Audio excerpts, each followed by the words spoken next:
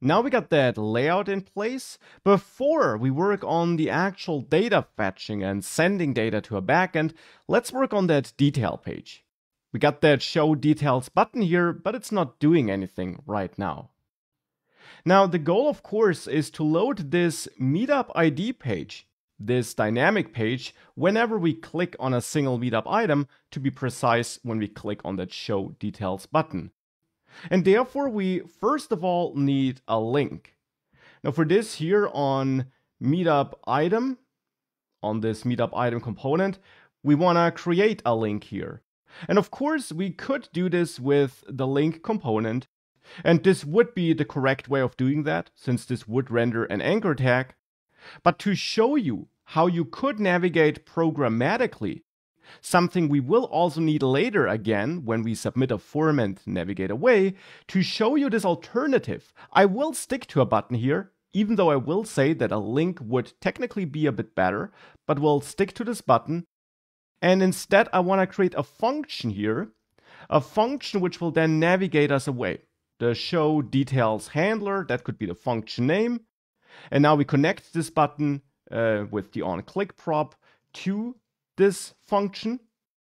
And in the function, we now want to navigate programmatically. And we can navigate programmatically by using this useRouter hook, which we saw earlier already.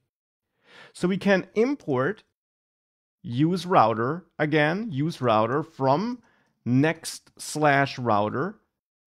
And we can then call useRouter here in the component, not in the show details handler. It's a React hook, and therefore the rules of hooks apply, and we should only use React hooks directly at the root level of a component function.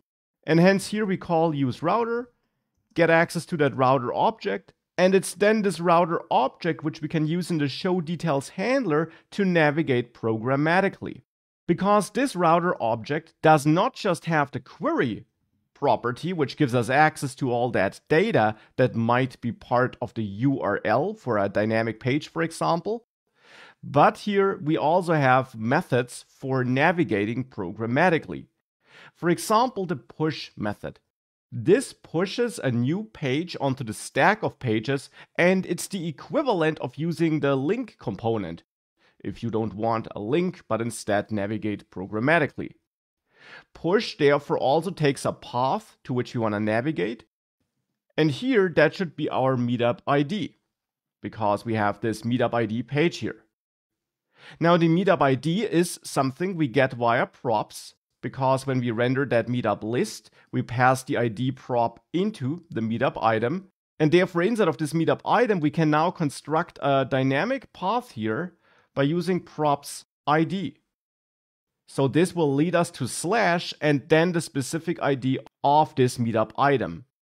Again here, programmatically. We could also render a link and construct the link path dynamically as an alternative.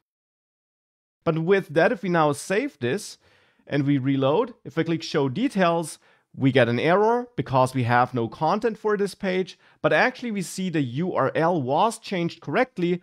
And the only missing thing indeed now is the content on this meetup detail page. And that's therefore what we're going to add next.